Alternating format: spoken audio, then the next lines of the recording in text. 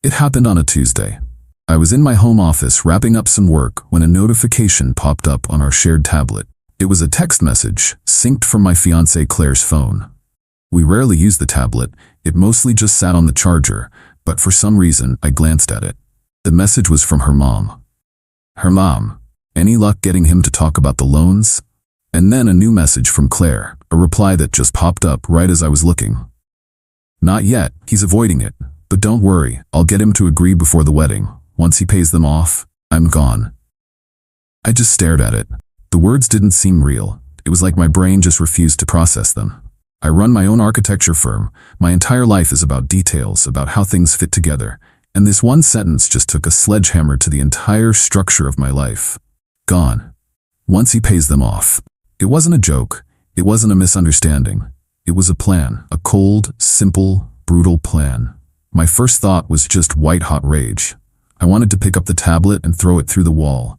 I wanted to walk into the living room where I could hear her laughing at some show on TV and just unleash hell.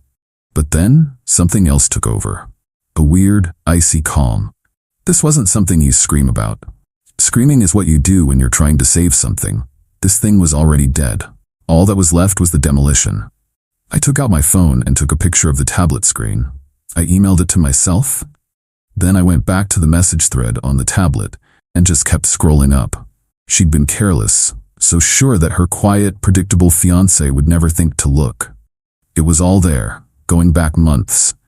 A carefully orchestrated plot, masterminded by her mother, to get me to pay off her $150,000 in student loan debt from her art history degree. There were texts from her mom coaching her on what to say, how to act.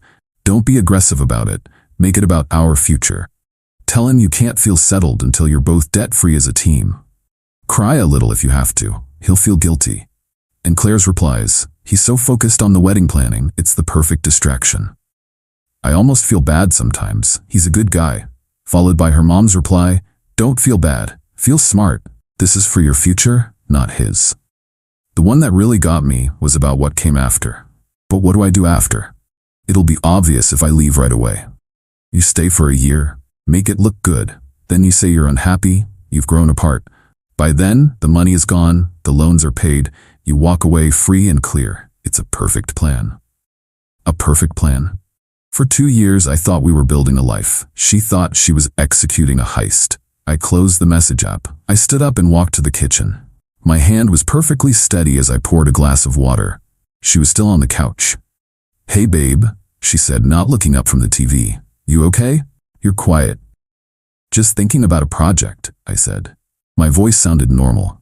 It was the calmest I had ever felt. She thought she was playing chess, and that I didn't even know there was a board. She had no idea I had just seen the whole game, every move she was planning to make. And I was about to flip the table over. Update 1. The 2 weeks that followed were the strangest of my life. I didn't confront her. Not yet. Confrontation would lead to denial, fake tears, and promises to change. It would be messy. I don't do messy. I do clean, precise, and final. Thank you for all the comments on my first post. A lot of you said to play the long game, but I couldn't. Every moment I was in the same house as her felt like a lie. My plan had to be fast and brutal. First, I documented everything, every text message. I also started looking into our finances. She lived in my house, I paid the mortgage and all the utilities. She drove a car that was in my name. I paid for her insurance, her gas, our vacations, our dinners out. Her small paycheck from the art gallery was her fun money. My income was our life money. I had been supporting a parasite, and she was planning to kill the host after one last big meal. My lawyer, a sharp, no-nonsense guy named Frank, confirmed my next steps. She has no legal claim to your house or your assets as a girlfriend. Your only vulnerability is if you voluntarily give her a large sum of money. The entire plan hinges on you agreeing to pay those loans, so you're going to agree. That was the key. I had to let her think she was winning. I had to walk her right up to the finish line, let her taste the victory, and then pull the rug out from under her so hard she wouldn't know what hit her. So I started playing the part. A few days after I found the texts, I brought it up. We were making dinner. I sighed dramatically and said, you know, I've been thinking a lot about what you said, about your loans, about us starting our life as a team. She turned to me, her eyes wide with fake hope. You have? Yeah, I said. And I don't want that hanging over us. It's my wedding gift to you. I'm gonna pay them off." She burst into tears. It was an Oscar-worthy performance. She threw her arms around me, sobbing about how I was the most generous, wonderful man alive. She immediately called her mom to tell her the news. I could hear her mother's triumphant squeals through the phone. The fish had taken the bait. "There's just one thing," I added after she hung up. "I don't want to just wire the money. This is a huge moment for us. I want to do it properly. I want to have a dinner, a celebration with our parents. I'll have my bank draw up a cashier's check for the full amount, and I'll present it to you that night in front of our families, a real symbol of us starting our new life together." She was ecstatic. A public ceremony of her victory? It was more than she could have dreamed of. She thought I was being romantic. I was just setting the stage. The dinner was last night, a private room in the best restaurant in town. Claire and her parents were on one side of the table. My parents were on the other. Claire was glowing, absolutely radiant. Her mom looked like a cat that had just swallowed a canary. Her dad, a decent guy who I now realize was completely clueless, just looked happy for his daughter. We went through the motions, small talk, wine, appetizers. Claire and her mom kept exchanging little knowing smiles. My parents were talking about how excited they were for the wedding. Then, after the main course, I stood up. I had a single envelope in my hand. "As you all know," I began, "I've asked you here for a special reason. Claire and I are about to start a life together, and I wanted to begin that life on the right foot. Claire, your student loan debt has been a huge burden on you, and because I love you, I want to lift that burden. So, as my wedding gift to you, I am paying off your entire student loan debt." My parents smiled, impressed by the gesture. Claire's dad clapped me on the shoulder. Claire and her mom were practically vibrating with joy. I opened the envelope, but I didn't pull out a check. I pulled out a single piece of paper. It was a printed, blown-up screenshot of the text message she had sent me 2 weeks ago. I laid it on the center of the table for everyone to see. "Don't worry, once he pays off my student loans, I'll leave." The silence that fell over that room was the loudest thing I have ever heard.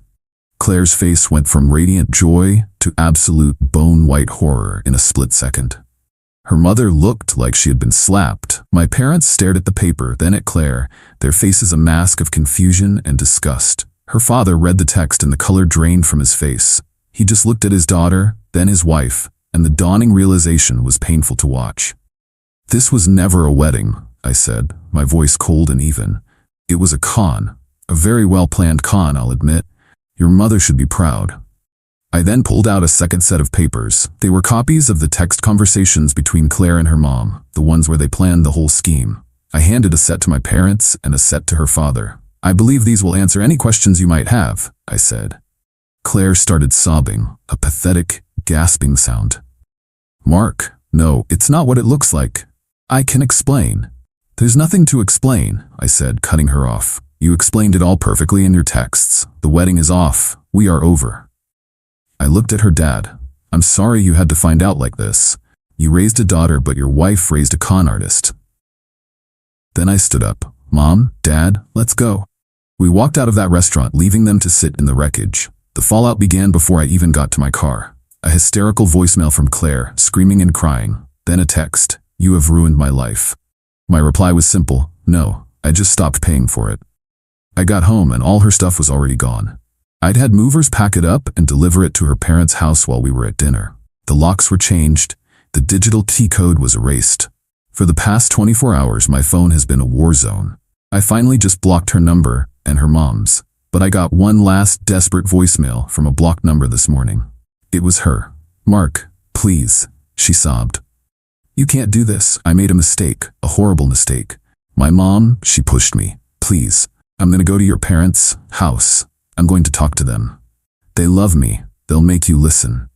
She thinks this is a negotiation. She thinks she can deploy her fake tears and manipulate my parents. She has no idea who my father is. She has no idea what happens when you try to con a family of architects. She's about to try and reason with the man who taught me how to spot a fatal flaw from a mile away.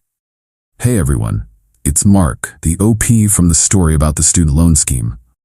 First of all, the response to my first post was insane. I read hundreds of your comments, and it felt good knowing I wasn't crazy for how I handled things. A lot of you were asking for an update, especially about what would happen when my ex-fiancée, Claire, tried to confront my parents. Well, she did it, and the result was more spectacular than I could have ever planned. So, here's the final chapter. After the dinner where I exposed everything, I went completely dark. I blocked Claire and her mom on everything. The silence was incredible. My parents, on the other hand, were getting the full court press. My mom told me Claire had left her a dozen tearful, rambling voicemails, spinning a tale about how it was all a huge misunderstanding and how her mother had pressured her into a stupid joke. My mom wasn't buying a word of it. I had already warned them about Claire's final, desperate threat from her last voicemail, that she was going to show up at their house. My dad's only response was a calm, "Let her come." It happened on Saturday. I was at my own place, trying to enjoy a quiet weekend, when my dad called me. His voice was calm, but I could hear a steel edge to it that I knew well. "Mark," he said, "the demolition crew has arrived." He put the phone on speaker and set it down on the table in his study, right next to the front door. I was about to have a front row seat. I heard the doorbell ring. I heard my mom open the door. Her voice was polite but frosty. "Claire? We weren't expecting you." Then I heard Claire, her voice thick with fake tears. "I am so sorry to bother you. I had to talk to you. I had to explain. Mark won't speak to me, and he's not thinking clearly. He's throwing everything away over a misunderstanding." "It's not a misunderstanding when it's written in black and white, Claire," a deep voice cut in. That was my dad. He had stepped into the entryway. "My son showed us your texts, all of them." Claire started sobbing harder. "But that wasn't me. That was my mother. She's the one who is obsessed with my loans. She put all those ideas in my head. I love Mark. I would never hurt him. You know me. You know I love him." My dad let her finish. The silence stretched for a few seconds. Then he said, "I am an architect, Claire. My son is an architect. We build things, buildings, relationships, families. And the first rule of building anything that is meant to last is that you must have a solid foundation. You don't build on sand, you don't build on lies, and you certainly don't build on a blueprint of deceit and fraud." "It wasn't fraud," she wailed. "It was a mistake." "Was it a mistake when you texted your mother that you'd stay for a year to make it look good before leaving?" my dad asked, his voice sharp as glass.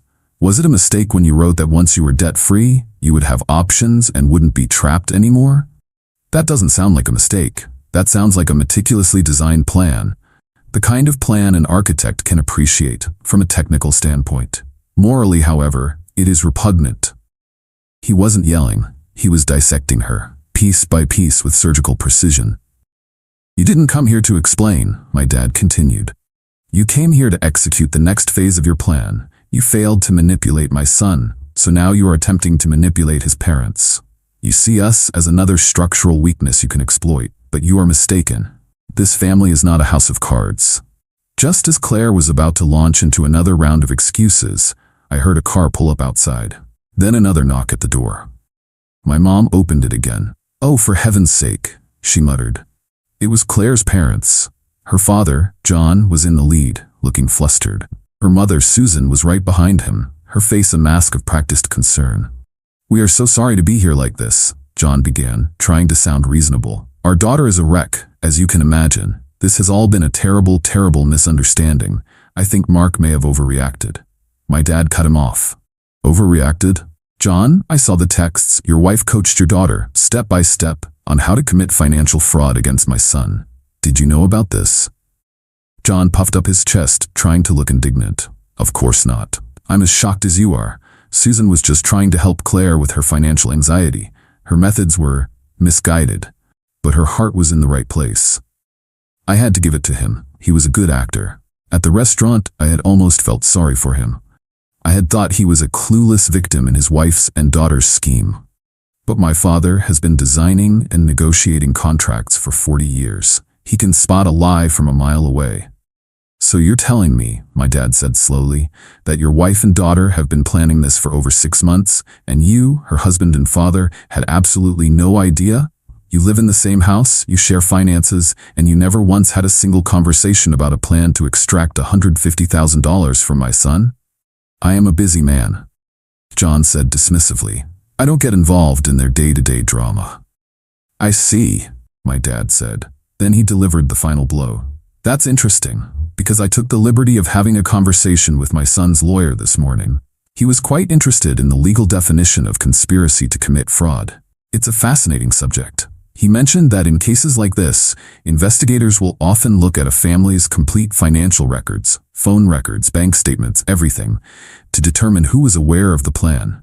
It's amazing what a forensic accountant can uncover.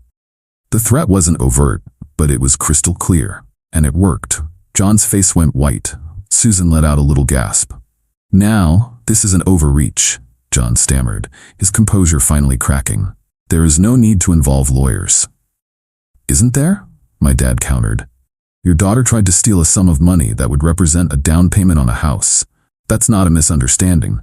That is grand larceny in a pretty dress. And you, by your own admission, either knew and did nothing, which makes you complicit, or you were so willfully ignorant of the scheme being hatched under your own roof that it amounts to gross negligence. Either way, you have no moral high ground here. He then turned his attention back to Claire. You came to this house looking for an ally. You will not find one here. You targeted my son because you thought his kindness was a weakness. You saw his stability as an opportunity. You are a predator, and you are no longer welcome in this family or in this house. The engagement is over. The relationship is over. You will have no further contact with my son. If you attempt to contact him or us again, we will pursue a restraining order. Is that clear? Claire just stood there, speechless, her fake tears dried up, replaced by a look of pure, unadulterated shock. She had been so certain she could manipulate them. She had walked into what she thought was a negotiation and found herself in a demolition. Now, my dad said, his voice dropping to a final, dismissive tone, I suggest you and your family leave. You have a great deal to discuss, I imagine. I heard the door close. My dad picked up the phone. Are you still there, Mark? I'm here, I said. My voice was a little shaky. It's done, he said. The site is clear.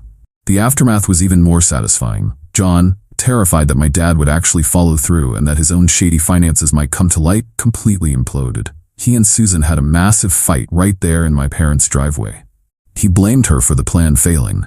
She blamed him for not being a better actor. Claire was left with nothing. Her parents are apparently on the verge of divorce, their own marriage built on a foundation just as rotten as the one she tried to build with me.